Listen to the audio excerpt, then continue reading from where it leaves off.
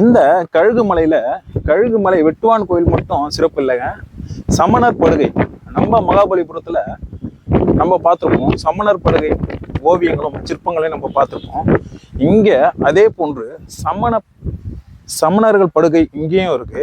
சமணர்கள் கல்வி கூடமும் இங்க இருந்திருக்கு. அதற்கான ஆதாரமும் இங்க இருக்கு.